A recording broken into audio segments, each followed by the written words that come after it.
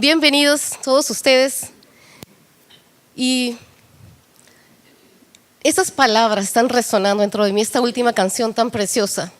Honestamente, la primera vez que escuché esa canción hace algún tiempo, como que no tuvo mucho significado, pero cuanto más lo escucho, es realmente Dios es aquel que puede hacer brotar otra vez aguas, aún en medio del desierto de nuestra vida, y restaurar aquello que puede estar seco, que puede estar muerto. ¿Ustedes lo creen?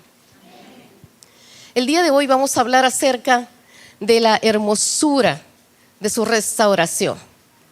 ¿Ustedes creen que Dios puede restaurarnos? ¿Y que ha restaurado? Vamos a ir en un viaje el día de hoy, un viaje a través, y vamos a ver cuánto a través del Antiguo Testamento Dios ha restaurado, porque nuestro Dios es un Dios restaurador. ¿Lo creen? Vamos a ver una definición de restaurar, y cuando empecé a estudiar este tema, podríamos realmente hacer una serie de varias semanas recopilando todo aquello que hay en la Biblia con respecto a todo lo que Dios restauró. Vamos a ver esta definición, una muy simple, pero dice restaurar, volver una cosa a su antigua condición.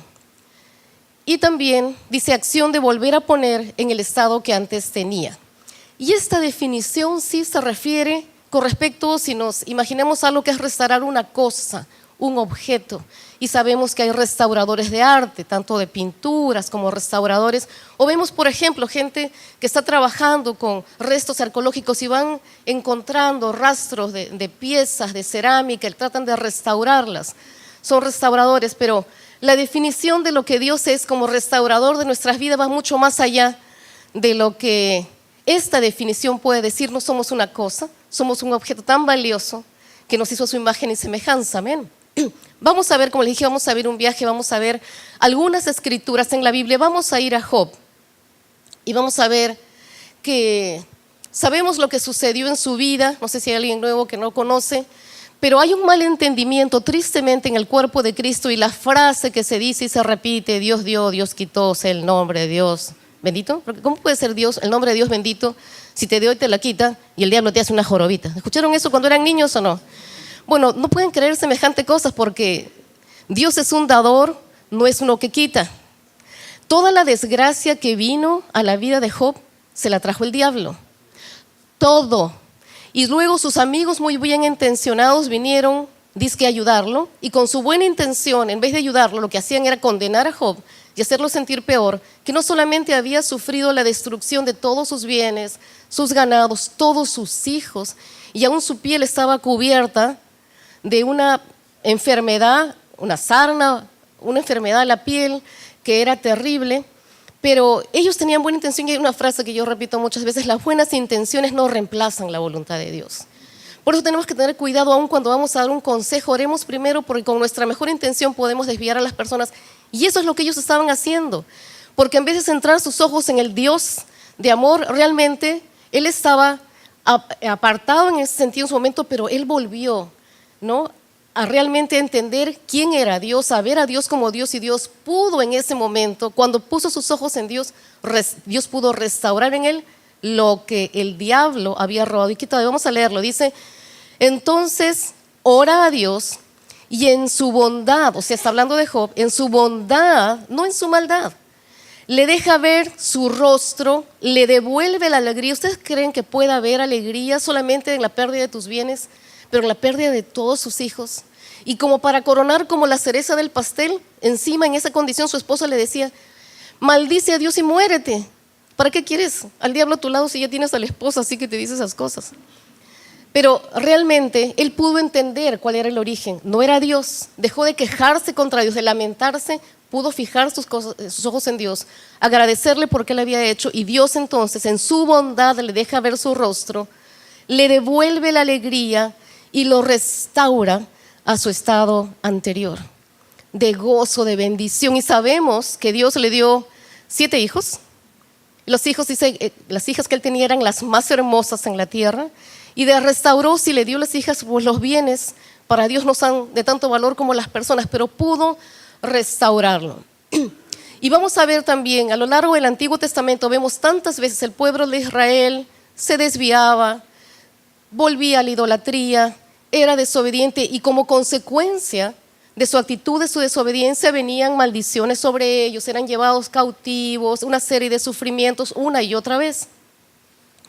Y vemos que aún a pesar de todo eso, aún en medio de la cautividad, Dios también les permite a ellos reconstruir un templo. Ahora imagínense la vergüenza, el dolor, estar en esclavitud, y su templo donde venían a ofrecer, a traer sus ofrendas a Dios, donde la presencia de Dios se manifestaba, también estaba destruido, y ellos pueden reconstruir, Dios les concede reconstruir. Vamos a ir a Esdras, el capítulo 9, versículo 9, cómo Dios restaura el templo de Israel. Estamos viendo solamente algunos versículos para entender. Yo quiero que veamos el día de hoy, centremos nuestros ojos en Dios como un restaurador. Dice: Dios restaura el templo de Jerusalén. Hemos vivido en la servidumbre, pero dentro de ella Dios no nos ha desamparado, sino que por su misericordia ha hecho que los reyes de Persia, se dan cuenta, estaban bajo el dominio de Persia, nos concedan vida para poder reconstruir el templo de nuestro Dios y restaurar sus ruinas y brindarnos protección en Judá y en Jerusalén.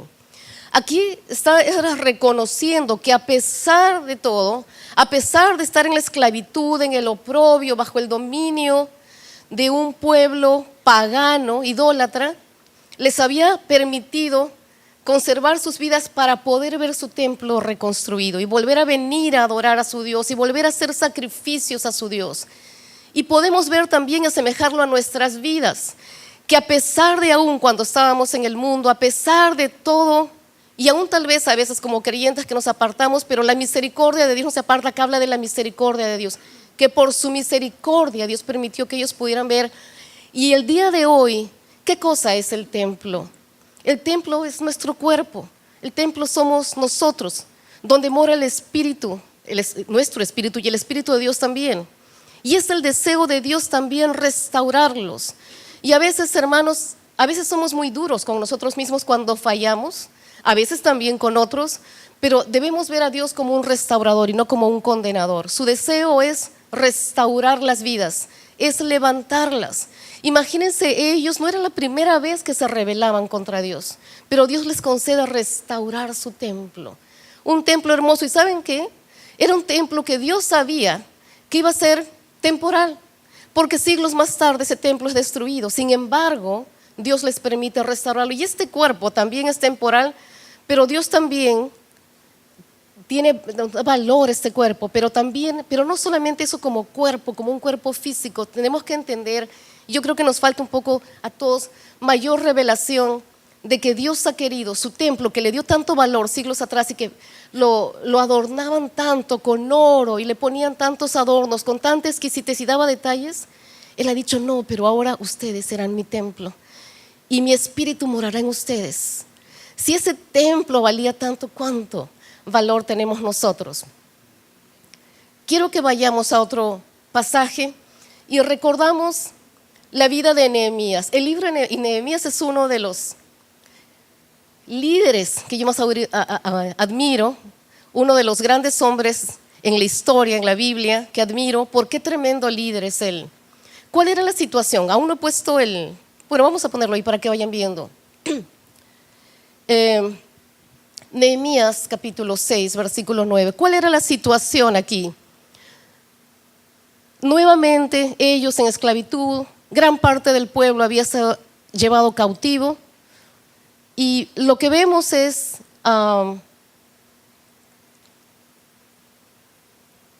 todo ese pueblo. Si podemos tratar de imaginarnos, aunque va a ser un poco difícil porque nunca hemos vivido y gracias a Dios nunca pasaremos por esa situación de ser como esclavos, de ver que tus hijas son tomadas como esclavas, son maltratados tus hijos, tu misma vida maltratado, tú ya no tienes decisión propia, estás bajo el dominio total de otra persona que puede hacer contigo, es más o menos como un objeto, te han llevado como cautivo.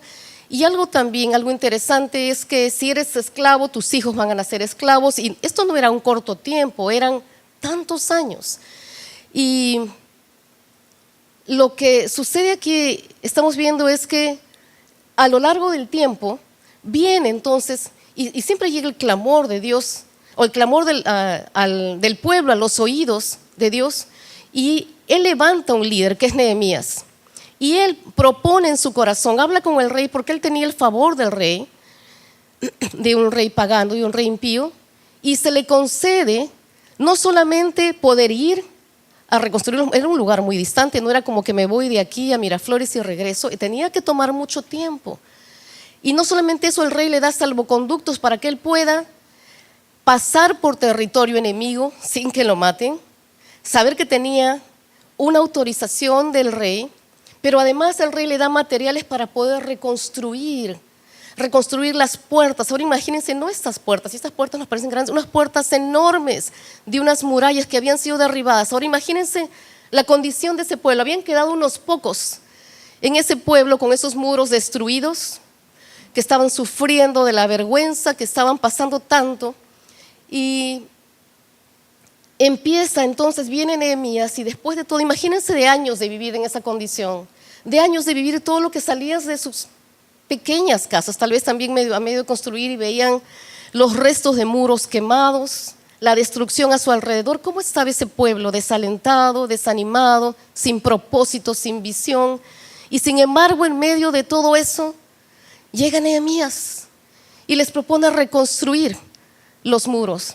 Pero Nehemías era un líder verdaderamente de carácter, no iba a dejarse doblegar. A pesar de poder animar a todo ese pueblo que había crecido, que había pasado años mirando lo mismo, recordando cada día delante de sus ojos el recuerdo de la destrucción, y ahora venía alguien a decirles que van a reconstruir, pero realmente este hombre no se dejó desalentar por el desaliento del pueblo, no permitió que ellos con sus palabras o con sus actitudes no le permitieran empezar la obra, sino él decidió, estuvo determinado y los organizó de tal manera que cada uno empezaba a reconstruir delante de donde ellos vivían los muros. Y vamos a leer un poco y luego continuamos. Dice: y es que nuestros enemigos querían amedrentarnos y desanimarnos para que no termináramos las obras de restauración. Dios mío, fortalece mis manos. Todo el libro de Nehemías está lleno de la palabra restaurar, restaurar, restaurar. Yo les animo a que los lean, es un libro precioso. Y tú puedes ver que a lo largo del tiempo que ellos estaban restaurando, el enemigo venía una y otra vez. Primero venía frontalmente a querer impedir, hacerles la guerra, la batalla para impedir, porque querían verlo así, querían verlo en destrucción, en derrota. Y él no se dejó desalentar, y el pueblo empezaba a desalentarse, pero él lo motivaba. Él no solamente se motivaba a sí mismo, sino que motivaba a ese pueblo y los animaba otra vez.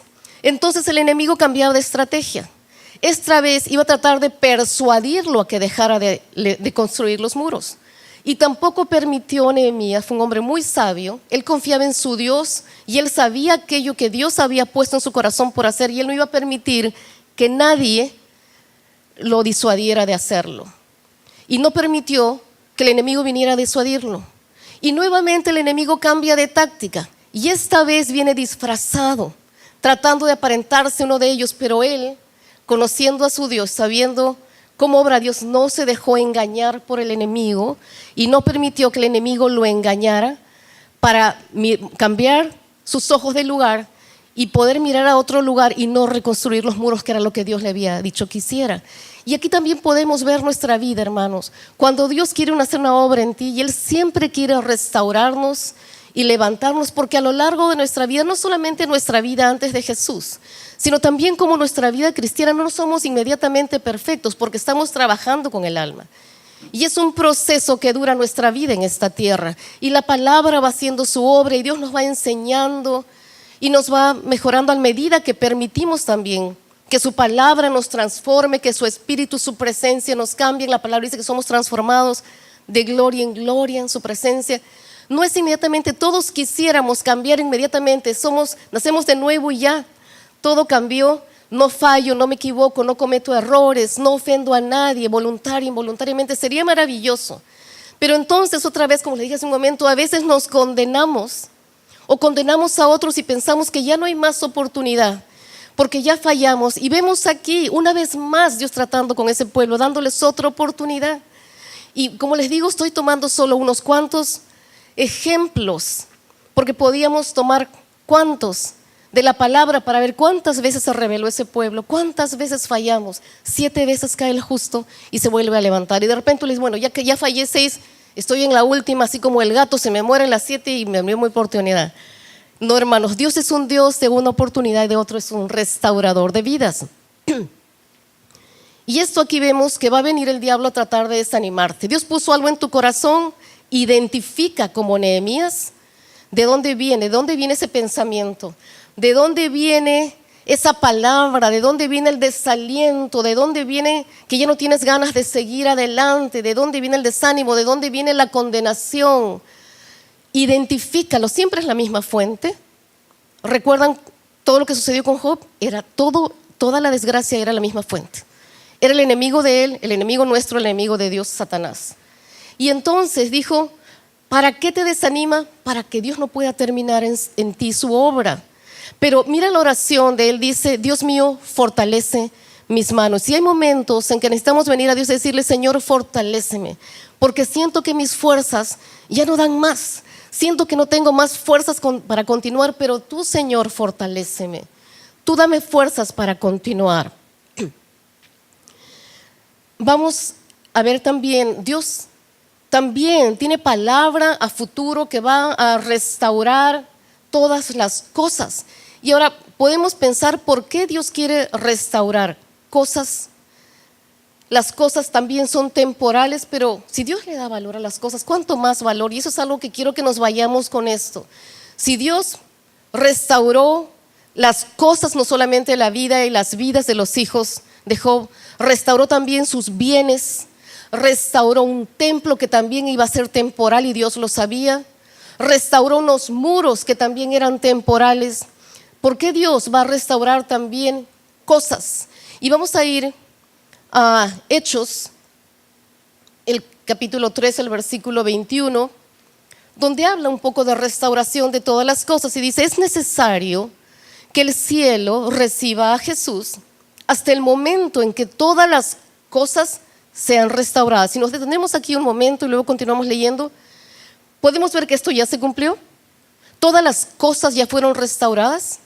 No han sido restauradas, van a ser restauradas, pero Dios también desea restaurar las cosas. Dice, lo cual Dios ha anunciado desde los tiempos antiguos por medio de sus santos profetas. Una y otra vez, Dios va a restaurar esta tierra.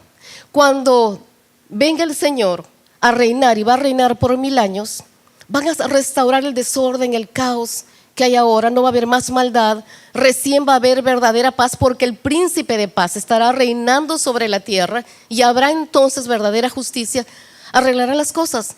¿Y saben qué? Aún va a ser una tierra temporal, porque luego tendremos, después del milenio, después de un tiempo que sucedan otras cosas, nuevos cielos y nueva tierra. Y sin embargo, esa tierra Dios también la va a restaurar, porque Dios es un restaurador. Y si restaura las cosas, ¿no creen que está interesado en restaurar también nuestras vidas? Vamos a ver un ejemplo de que también Dios está interesado en la restauración de Israel como su pueblo. Ese pueblo que ya hemos visto cosas, parte del pasado, pequeños ejemplos nada más, pero también vemos que hoy en día muchos de ese pueblo judío tan amado por Dios están también, muchos de ellos apartados, se olvidaron el Dios que hizo tantos milagros y tantas maravillas a través de los tiempos, y aún en nuestra era, también ellos han visto protección sobrenatural de Dios, y sin embargo, muchos de ellos están apartados, pero gracias a Dios, porque Dios está revelándose en muchos de ellos a través de sueños, de visiones, en persona, les está revelando que Él es su Mesías esperado. Vamos a leer aquí este pasaje a Romanos 11, 25 y 26, dice, hermanos, no quiero que ignoren este misterio para que no se vuelvan arrogantes. Parte de Israel se ha endurecido, y esto será así hasta que sea incorporado la totalidad de los no judíos, y después de todo Israel será salvo. Ese es el deseo de Dios. Como está escrito, el libertador vendrá de Sión y apartará de Jacob la impiedad. Y vemos que también hay promesa para ese pueblo, estar totalmente restaurado y recuperar la gloria que Dios siempre quiso para ellos. Y restaurará también el territorio, todo el territorio, no el territorio mutilado que está hoy en día, sino todo el que Él inicialmente les dio, porque ese es su deseo. Porque Dios es un Dios que restaura. Y vamos a ver también que el deseo de Dios es la restauración de nuestras vidas. Vamos a ir a 1 de Pedro, capítulo 5, versículo 10. Yo quiero que nunca olvides. Y como les digo, y si tú te sientes que de repente ya no hay más posibilidades para ti, de que lo que tú has hecho ya, como que Dios no te va a dar otra oportunidad, siempre Dios desea restaurarte. Siempre Dios desea darte otra oportunidad. Siempre Dios, como la canción que estábamos cantando, quiere que broten aguas en el desierto de tu vida. Amén. Y después de que ustedes hayan sufrido por un poco de tiempo, sufrimiento que vino de parte de ¿quién? Indudablemente de nuestro enemigo, aunque a veces hay cosas que hacemos, que decidimos, malas decisiones que tomamos, que cosechamos las consecuencias de nuestras malas decisiones. Lamentablemente, pero no es Dios el autor del mal, hermanos. A veces creemos tanto y es el diablo. Con todo eso, ¿saben qué? ¿Saben cuál es el propósito de Dios, del diablo al traer desgracias, enfermedades, tragedias, accidentes, que alguien muera, es decir, todo lo malo que puede existir? Que realmente, eventualmente, creyendo, bueno, pues Dios trajo esto a mi vida, o por último, si no lo trajo, ¿por qué no hizo nada? ¿Dónde estabas tú, Dios, cuando todo esto me pasó? Cuando yo oraba, ¿por qué no me respondías? Y finalmente hay gente, y algunos que han caminado en los caminos de Dios, que su corazón se endurece y dicen, bueno, no quiero saber nada con Dios, ese Dios no me ayudó, me abandonó, pero ese no es el Dios del cual habla la palabra. Ese no es el Dios que envió a su Hijo a salvarnos, que murió por nosotros. Tenemos que conocer a Dios. Y cuando la palabra menciona, en la Biblia vemos la palabra conocer, habla de un conocimiento íntimo, cercano, de comunión. Y tenemos que conocerlos para identificar cuál es el origen de las desgracias, de las tragedias, de lo malo. Entonces, después de que sufriste un tiempo, Dios mismo los restaurará, los hará fuertes, firmes y les dará seguridad. Sí, pero ¿por qué no me escuchó? Hermano, tal vez es tiempo de crecer. Cuando éramos niñitos o cuando un niñito los vemos, y los que somos padres, apenas a lo mínimo que le sucedía. Yo me acuerdo la primera vez que mi hijito se cayó, y esto no estaba en mis notas, se cayó, tenía mesecitos, era un domingo, estábamos por alistarnos a venir a la cama, y yo estaba, me acuerdo, en el cuarto terminando de alistar, mi esposo estaba terminando, no sé, de hacer algo también, y mi esposo, no sé por qué, había dejado unas herramientas, es decir, como una llave inglesa y no sé qué más al lado de la cama, y mi hijito, no sé cómo se deslizó, cayó justo encima de esas llaves, y se dio el primer golpe bueno de su vida. Y se empezó a llorar y realmente nosotros como padres llorábamos por dentro. Y sin embargo, luego, en ese tiempo unos misioneros estaban alojados cerca de nuestra casa, pasamos por ellos, les contamos, y algo que me dijo fue, realmente nunca lo he olvidado, y lo que me dijo fue, dijo, I'm afraid to say, no quisiera decirlo, pero es la primera de muchas. Y es cierto, porque cuando emprenden a caminar se van a caer. Y cuando quieren aprender a montar bicicleta se van a caer. Y cuando quieran dar unos pasos de algo se van a caer. Y a lo largo de nuestra vida nos caemos, pero no podemos ser sobreprotectores porque eso es dañino. Y a veces hasta algunos padres pueden ser, sobre todo madres, podemos ser sofocantes. Porque no, para que no le pase y no. ¿Y saben qué? En nuestro país y tal vez en nuestra cultura latina hay muchas mamás gallinas. Yo no sé si alguien sabe de la mamá gallina, sobreprotectora, los quiere tener siempre bajo sus alas. No, mijito. Y le voy a hacer su comida, tiene 40 años y lo sigue haciendo, planchando su ropita ahí. No, que se venga a vivir por favor, hermanas, eso es dañino. Gracias a Dios, Él no es un papá gallina. Él no es un sobreprotector al punto de hacernos daño y quiere que crezcamos. Y si cuando un niño apenas se cae y se golpea un poquito, guay, la mamá ya está parada al costado. Yo me acuerdo eso sucedía. Mi hijo, cuando recién nacido, los primeros meses, él se despertaba en la madrugada varias veces llorando y al primer guau, yo ya estaba parada al costado de la cuna. Mamás, ¿no es así? No sé, Dios nos incorpora un despertador para hijos. Y entonces esperamos creciendo, pero ese niño cuando va creciendo, como se acostumbró a reclamar por llanto, luego viene la época de las pataletas, porque quiere que sigan dándole todo inmediatamente, pero ya no es momento de pataletas, ya no es un bebé de meses. Y cuando a lo largo va pasando la vida y luego va creciendo, creen que todo debe ser inmediato y que todos deben estar para servirlo como un bebé. Al primer llanto, todos ahí mirando qué le pasa. Pero Dios no es así, espera que crezcamos. Y recuerden una cosa, Dios nos prueba en fidelidad, integridad y obediencia. ¿Cómo puede ser si eres fiel, si a la primera situación difícil que te viene, ya quieres tirar toalla y le das la espalda a Dios? ¿Cómo puede ver tu fidelidad si en medio de lo que te ofrecen dices, bueno, este negocio me están ofreciendo un buen sueldo o esto está muy bueno, entonces te olvidas de Dios? Primero ya no te congregas, no lees tu Biblia, te olvidaste del Dios que te salvó. Y de la obediencia, cuando las cosas se ponen difíciles, cuando no son como te gustas, estás dispuesto a obedecer porque dicen, no, los caminos de Dios son maravillosos, todo es perfecto. Pero cuando vienen las cosas se ponen difíciles, Dios me dijo que vaya a hacer tal cosa, pero cuando se pone difícil, ahora me dijo que me vaya al otro lado. Puedes ser obediente en momentos difíciles y es momento de crecer. Y si tú gritas y clamas, entonces deja de chillar, sécate las lágrimas y madura, busca en la palabra la respuesta porque es tiempo de crecer. Amén. Y es la respuesta de por qué Dios no me escuchó inmediatamente. Dios todo el tiempo estaba ahí a tu lado. Y acabo de recordar, que no se me vaya el tiempo. Yo acabo de recordar algo muy lindo, que vi un video cristiano si me hace llorar, bueno. El asunto es que un padre con su hija eran muy unidos porque muere la mamá.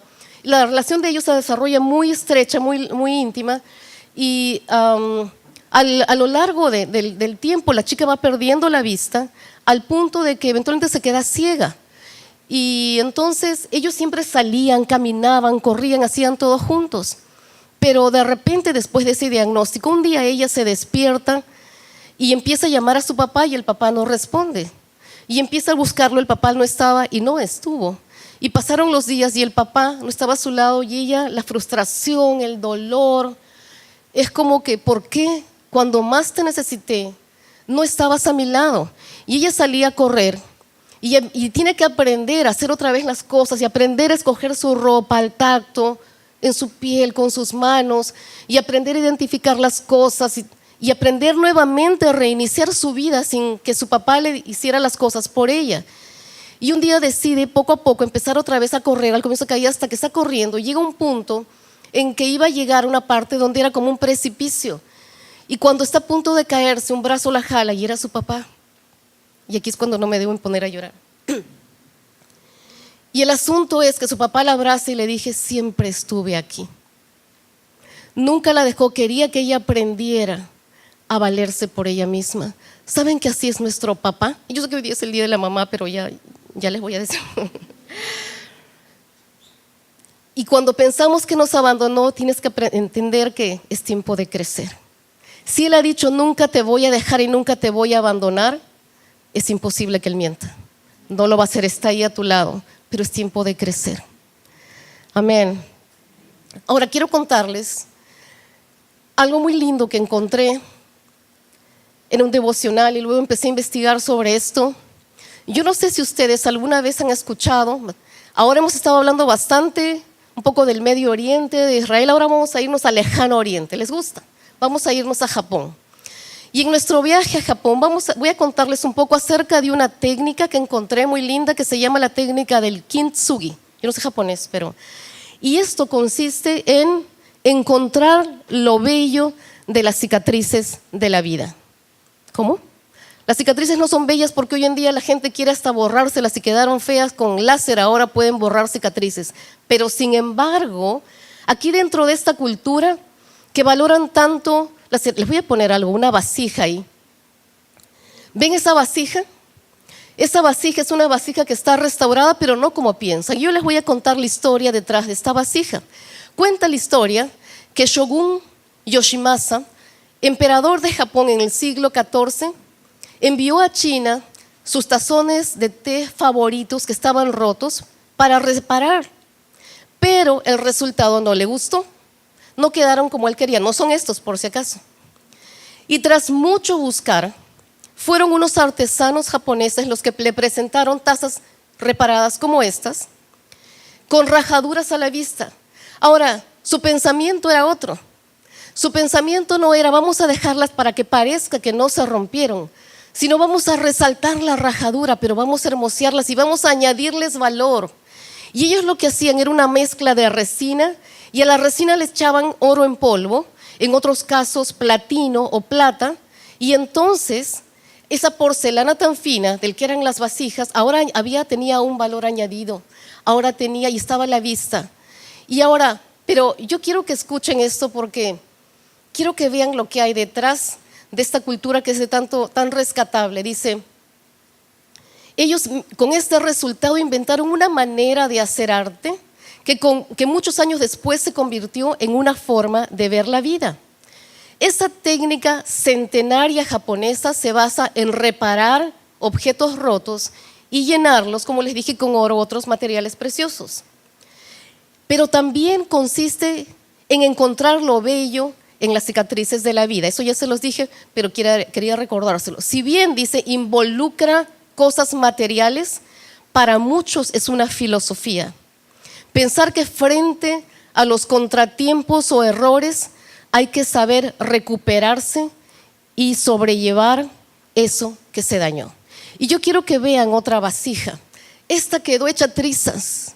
Esta quedó tan destruida que cualquiera diría, bueno, pues que ya qué vas a hacer con esos pedazos, bárrelos y mételos a la basura, porque ya no hay nada que restaurar. Pero quiero que vean que lo lindo aquí es que ellos, con esa técnica que ponen todo su empeño y ponen todo su amor, aún las piezas pequeñitas faltantes, la llenan con ese material. ¿Y saben que eso es lo que quiere hacer Dios en nuestra vida? Dejar cicatrices de su obra en nosotros, que su restauración se vea en nosotros, que lo que Él deja, si hemos sido lavados, restaurados en su sangre y con su palabra, que pueda verse. Y lo que alguien te conoció, tal vez una vida dañada, en depresión, destruida, triste, sin ánimo de continuar, y que alguien diga, wow, ¿qué pasó en tu vida? Dios dejó su huella en mí. Que otros puedan ver esa huella, como estos tazones que ahora tienen más valor. Y continúa, dicen las sociedades occidentales, que es la nuestra, no orientales, se rompe una taza y ¿qué hacemos? Se rompe un pluf a la basura, no vale. No les damos valor a veces a las cosas materiales, porque eso es reemplazable, ¿no? Pero miren, y lo que pasa es con esa pieza, la hacemos que sea desechada al instante y que termine allí su vida útil. Pero nuestra vida útil no ha terminado cuando fallamos, cuando caemos, cuando nos equivocamos, cuando hacemos algo malo. En Japón, en algunos hogares, desde hace cientos de años, esa taza se repararía, las piezas que formaban un todo volverían a conformar un objeto para darle una segunda vida. Y aunque tu vida esté hecha pedazos, esté hecha trizas, hay alguien que puede repararla si tú lo permites. En nuestra sociedad estamos atados a muchas cosas. Tal vez no es como esa sociedad japonesa, a objetos materiales que le dan valor, porque ¿saben por qué le dan valor? Porque esas piezas traen tantos recuerdos de vidas, de sus familiares. De repente fue la taza de una abuela, con esa taza le dieron a sus hijos, empezaron a tomar allí, de repente solos. Su vida está ligada a esas piezas y por eso es que tiene tanto valor. Y entonces ellos tienen presente la idea de recomponer algo. Pero sin embargo el hombre hoy en nuestros tiempos, en el siglo XXI, está quebrado en sus valores, quebrado en su moral. En su moral, ¿qué es lo que se exhibe hoy día? ¿Qué es lo que reclaman hoy en día? ¿Los valores que Dios puso en nosotros? ¿O está todo pervertido y torcido? Y es que realmente están rotos por dentro y ni siquiera lo saben. Y como una vasija hay que volverlo a pegar.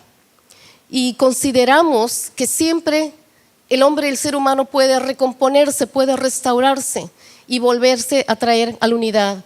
Quiero enseñarles una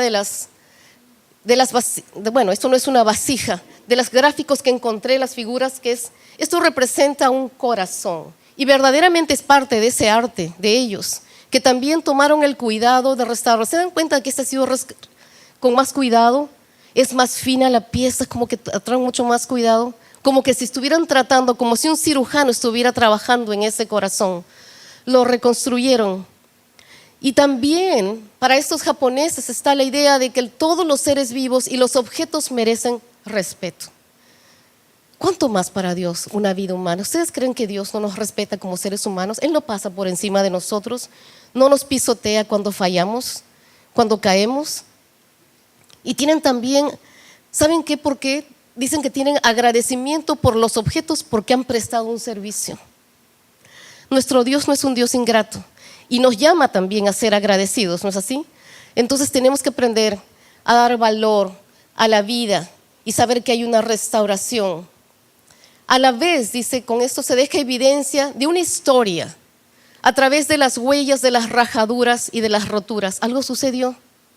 Eso sucedió de repente, para ellos era también recordar algún tiempo cuando sucedió. Y dice que esta técnica, aunque más adelante se los voy a mencionar, tomó más valor después de uno de los terremotos. Sabemos que Japón es una isla volcánica y eso produce muchos terremotos. Hay tsunamis aún. Imagínense, alguien podría decir, pero después de un tsunami que tantos murieron, ¿qué valor puede tener un objeto?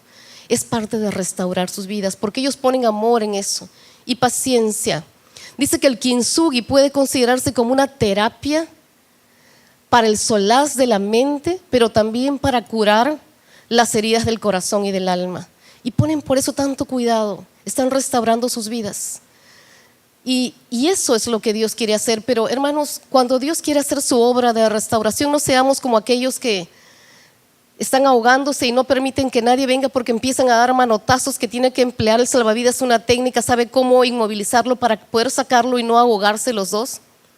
O como cuando un niño, si volvemos y se hace una herida muy fuerte y tú quieres sanarle, primero tienes que quitarle la mugre y le va a doler más, porque vas a tener que sobar o vas a tener que echarle ahí algo que le va a doler. A veces realmente, cuando Dios está tratando y queremos que realmente Él trate con nosotros y pueda sacar lo que está estorbando nuestras vidas, hay cosas que te vamos a tener que renunciar y vamos a tener que arrancar. Es doloroso, pero nunca queremos que nada nos duela. Siempre relacionamos el dolor, todo es malo, no quiero que nunca nada me duela. Y hay mucha gente que es intolerante al dolor, que le haces así y están chillando. Pero realmente en nuestra vida tenemos que desarrollar tolerancia al dolor. No solo al físico, sino también hay cosas que hacen doler nuestra alma. Amén. Y volviendo a ellos, dice, volcar el amor en reparar las heridas de un objeto que tiene especial significado para ellos. Algo que les trae buenos recuerdos, que los liga con sus seres queridos. Un objeto que llegamos a apreciar como algo invaluable, como algo de mucho valor, ¿no? Dice, con una simple historia detrás, merece una segunda oportunidad. ¿Tú no crees que tu vida merece una nueva oportunidad? Pero dices, ya me gasté mi segunda oportunidad. Bueno, para Dios pueden haber otras oportunidades. Amén. Ahora, la filosofía kintsugi plantea vivir de una manera más simple, sin tantas complicaciones, ¿no? Dándole un valor precioso a las imperfecciones. Tenemos imperfecciones, ¿no? Tanto de los objetos como de la vida. A dar una segunda oportunidad. Y nosotros debemos de saber que hay un restaurador en nuestras vidas, que está esperando que tú le dejes la oportunidad de hacerlo. Y como le digo, a veces no queremos que toquen nuestras heridas. No, eso duele, no lo toques. Y yo recuerdo una oportunidad, estaba trabajando en una oficina y tenían esas puertas de vidrio, no las tan modernas, sino esas que tienen un marco grueso de aluminio, y cerré la puerta y la jalé fuerte y uno de mis dedos se quedó adentro. Y me dolió, la verdad, sentí un dolor terrible y vino la que era la secretaria allí y empezó a sobármelo. Y yo lo que quería era jalar mi mano para que no me lo siga sobando, porque cuando ella me lo sobaba me dolía mucho más, la verdad. Pero ella me decía, no, hay que sobarlo para que no se ponga morado. Y la verdad, no sé cuánto rato estuvo sobándomelo, pero mi dedo no se hinchó, no se puso morado. Y a veces tenemos que permitir atravesar el proceso de dolor para quedar restaurados. Pero yo he querido enseñarles esta técnica que me impresionó lo que hay detrás, lo que significa para esta cultura, porque realmente podemos restaurar. Y vamos a terminar con un versículo. Vamos a ir a Filipenses, capítulo 1, versículo 6. Y dice, estoy seguro de que Dios, quien comenzó la buena obra en ustedes, en cada uno de nosotros, la continuará hasta que quede completamente terminada hasta el día que Jesucristo venga. ¿Ya volvió? Entonces hay esperanza para nosotros. Esas imperfecciones, pero tenemos que permitir que Él haga su obra, y tenemos que venir a su presencia, y tenemos que venir a su palabra, y tenemos que permitir que el proceso sea hecho en nosotros. Y tenemos que quitarnos la idea de la intolerancia al dolor, pero tenemos que aprender a que Dios nos dijo que tenemos que ir a su presencia, porque en su presencia hay plenitud de gozo. Amén. Vamos a orar. Padre, gracias, porque tú eres un Dios restaurador. Tú eres un Dios de bondad y un Dios de misericordia. Y tú no nos tomas en cuenta las fallas. Tú nos das nuevas oportunidades. Tú quieres sanarnos y restaurarnos. Y Señor, tantas veces aquí como iglesia oramos también por restauración de familias. En este día, Día de la Madre, oramos también porque tú restaures, sanes heridas en las familias. Sana las vidas de esas madres que han dedicado tanto para sus hijos, que han puesto lo mejor de ellas, y tal vez fueron criticadas, tal vez fueron abandonadas, tal vez fueron ignoradas, o recibieron ingratitud en vez de agradecimiento. Padre, restaura esas vidas, y restaura también las vidas de tal vez de hijos que fueron abandonados, quién sabe por qué razones, pero tú eres aquel que no los va a dejar ni abandonar. Padre, restaura familias. Sabemos que hay un enemigo que aborrece nuestra vida, cuanto más cuando somos tus hijos, y aborrece la familia porque es una institución que tú creaste. Padre, restaura. Haz tu obra de restauración, queremos que tu huella se vea en nosotros. Queremos que otros puedan ver tus marcas de restauración en nuestras vidas. Que nuestra vida, nuestra familia, todo lo que tenga que ver con nosotros, con tu iglesia, sea restaurado, para que muchos sean bendecidos a ver tu huella, la huella que dejas en nosotros. En el nombre de Jesús. Amén. Dios los bendiga.